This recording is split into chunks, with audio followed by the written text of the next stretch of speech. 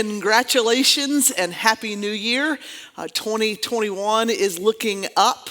We may not be in person this year, but you, by watching today from your den in your pajamas, have perfect attendance for church. So high five, way to go. But seriously, we are meeting virtually this week as an expression of our commitment to the Lehigh Valley. I know you're joining me in praying for people who are experiencing symptoms and they're fighting COVID, as well as our doctors and our nurses and our folks on the front lines who are in this fight. And I'm also praying regularly for the people who are distributing the vaccine. There is much to pray about. It has been quite a year.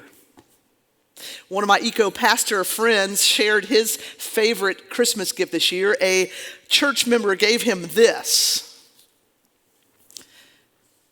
That kind of sums it up, doesn't it?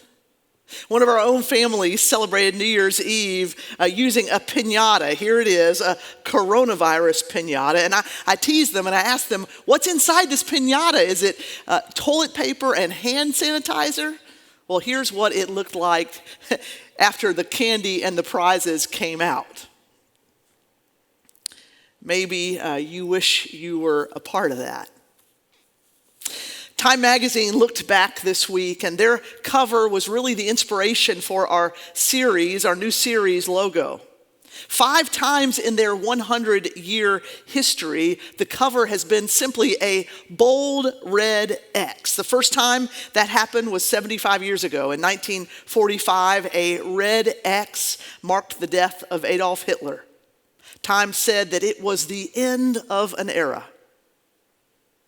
Well, here's this year's cover. Time repeats the iconic X to mark the end of a historic year which changed everything. And the battle against COVID-19, it still continues, but finally the year which took so much from so many around the world is coming to an end. 2020 is over, and like every single year, it is only natural to look back. I mean, we do that every year, but this year, the look back seems a lot more significant. With all the surprises and the losses and the disappointments and the tensions of last year, how do we begin to make sense of all of it? Where's God in all of this? How is God at work in you and at work in our world? As we look back, there are things that we're grieving. As we look back, there are things we are embracing. And certainly there are so many lessons to learn. We've left 2020, but there is so much to learn from 2020.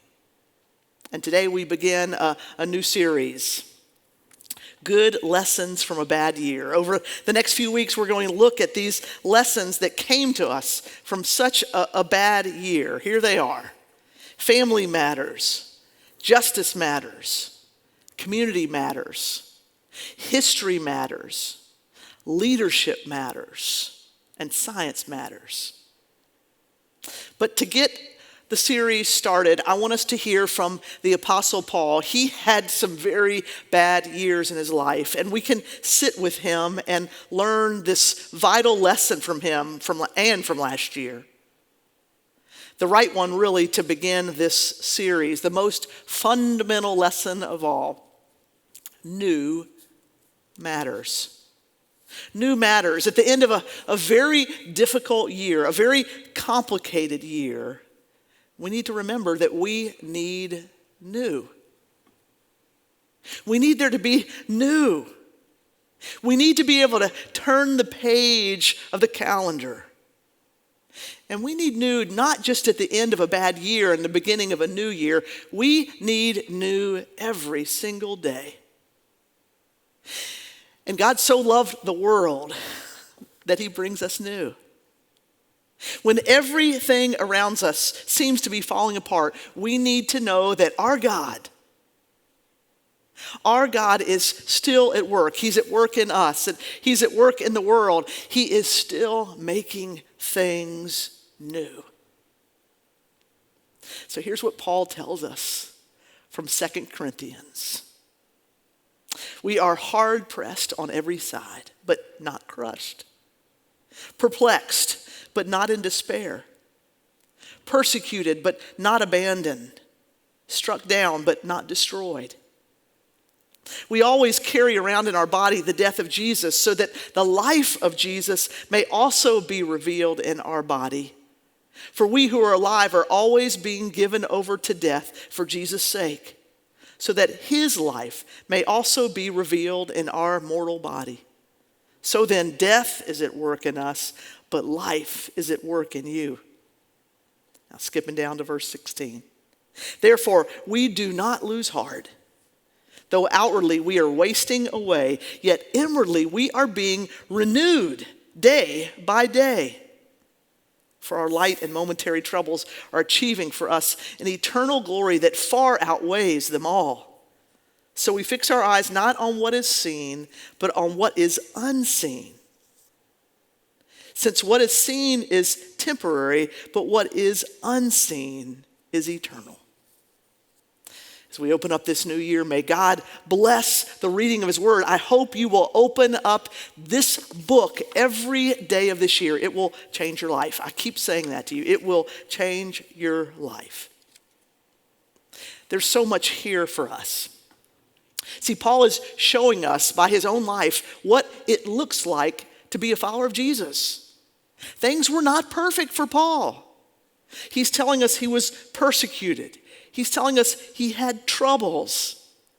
But he's also reminding us through his own lens that God is still at work. 2020 was a year full of trouble. And really, we shouldn't be surprised. Jesus said, he said, in this world you will have troubles.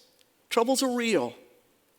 And Paul in this passage, he names all kinds of troubles that he has. He does it here, he does it throughout his letters. Paul is very transparent, he's very authentic. He experiences difficulties every single day as he follows Jesus. And when he writes this, he is preparing the Corinthians for what they are going to experience. He's preparing you for what you experience. See, you too will have troubles. You had them in 2020.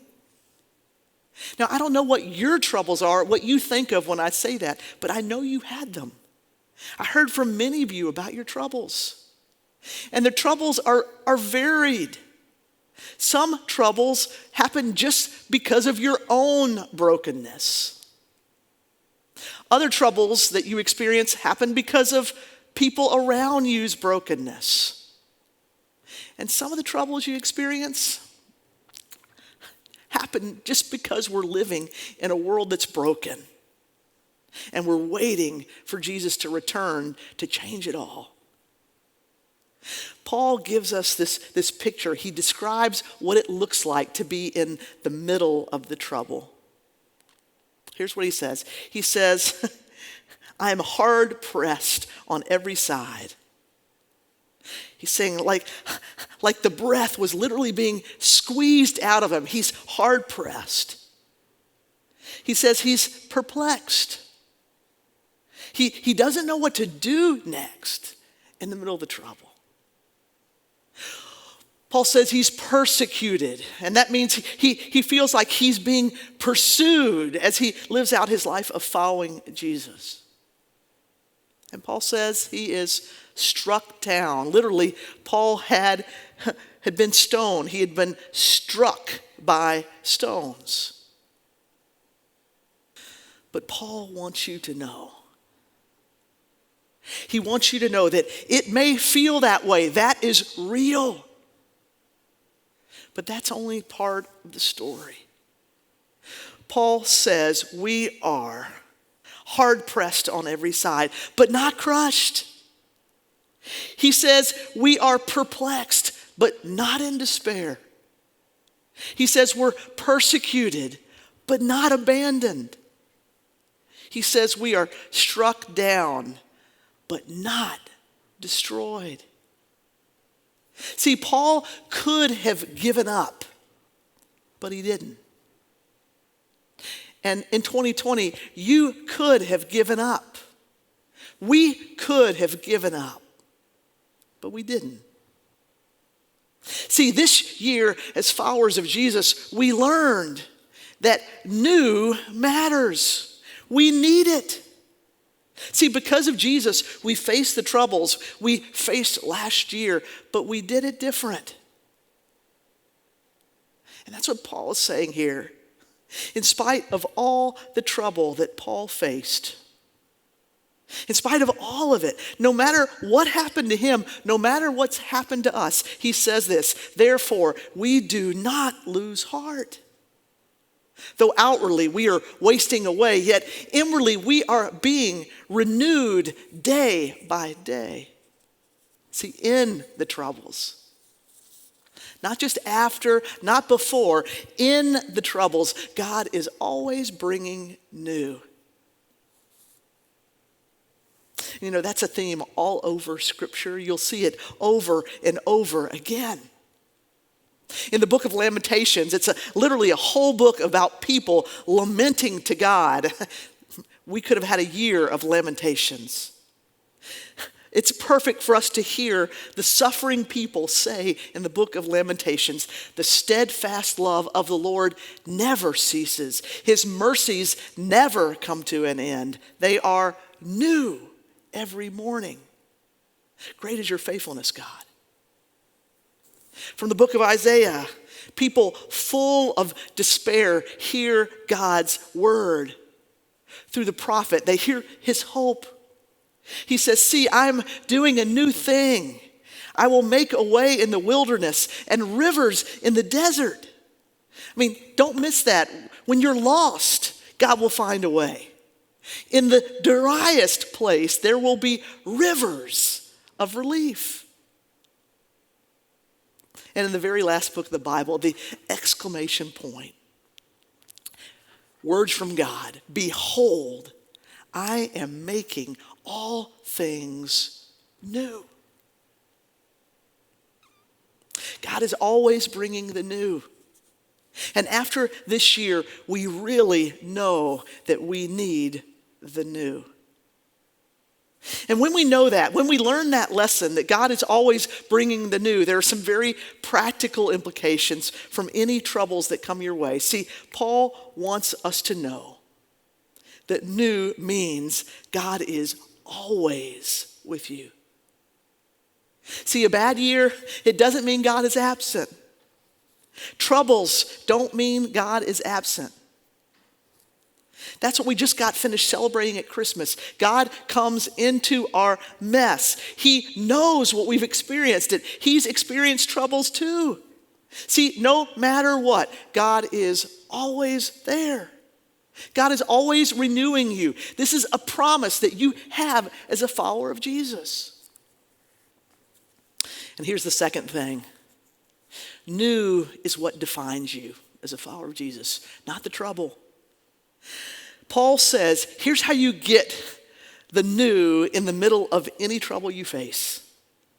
Fix your eyes not on what is seen, not on the trouble, but what is unseen, God himself. Turn your attention away from the trouble and toward the Lord. See, you are not owned by your trouble. You are not defined by your trouble. God never promises that there won't be trouble. He doesn't promise that this side of heaven. But what he does promise is that he's at work. He promises that you are still his, and he promises that he has a plan. See, that's the last thing. New helps us see God's plan. And that plan uses the trouble. I read an interesting story, a true story from down in Florida. Way back in 1715, there was this hurricane that sunk a whole fleet of Spanish ships, literally just off the coast of Florida. And 289 years later, Joel Ruth was walking on the beach after another hurricane, Hurricane Jeannie. And on that walk, Joel Ruth was walking the beach, taking his time assessing the damage. And he stumbled upon 180 near mint condition silver coins worth $40,000. See, the second hurricane took the water back just enough and momentarily uncovered the fleet of ships, and that brought to shore the treasure from the wreckage of those ships. Such an interesting metaphor. Sometimes the storms in our life, they uncover hidden treasure. You know, the greatest storm in the history of the world was when Jesus surrendered his life. He gave it. He experienced the greatest trouble that there ever was. He was separated from the Father. He took on the sin of the world. And everyone thought that trouble meant that it was over, that it was the end.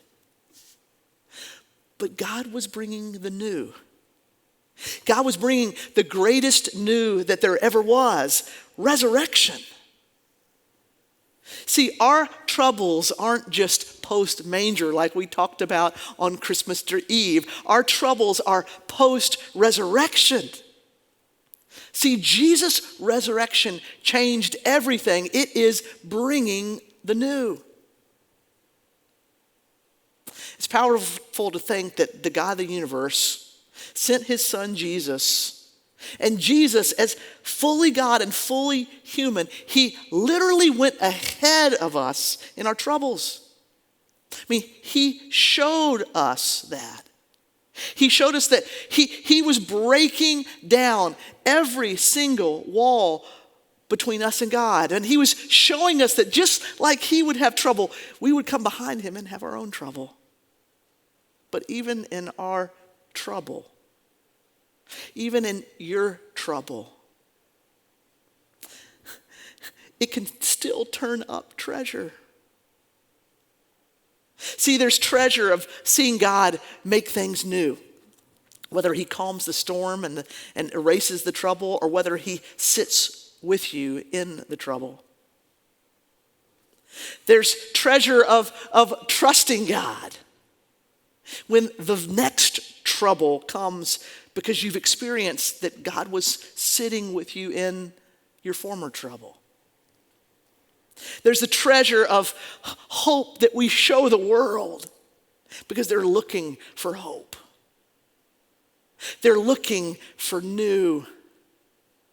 There's this treasure that we show the world, and they see it in you because you experience the trouble different. You turn your eyes on the new rather than the trouble, on the Lord rather than the despair. And last treasure. We could spend a lot of time talking about this mystery. But when we experience trouble, we have the treasure of participating with Jesus in troubles and in new. 2 Corinthians says we are shaped by that, and the glory comes through the suffering, not at the end of it, but in the trouble. Paul says, for our light and momentary troubles are achieving for us an eternal glory that far outweighs them all. So the first lesson learned from 2020. You need new, and you always will. And to get it, you need to turn to the God who is the God of new. Now I'm wondering, what are you carrying into 2021 that needs God's new? As we get ready to take communion, where we celebrate that Jesus gave his life, and by his death and resurrection, it makes all things new. As we do that, I want to go back to what Mark had you do in the prayer. Would you hold your hands out and let God, let him have the things that you're bringing into 2021 that need new. And as you reflect on that and invite God to work in your heart, I want you to hear Oswald Chambers' December 31st devotion, a part of it, from my utmost for his highest. And let that prepare you for all the new that Jesus wants to bring to your life. God is the God of our yesterdays, and he allows the memory of them to turn the past into a ministry of spiritual growth for our future. Let us go out with a patient power of knowing that the God of Israel will go before us. Our yesteryears hold broken and irreversible things for us. It is true that we have lost opportunities that will never return. But God can transform this destructive anxiety into a constructive thoughtfulness for the future. Let the past rest, but let it rest in the sweet embrace of Christ. Leave the broken, irreversible past in his hands and step out into the invincible future with him. May it be so.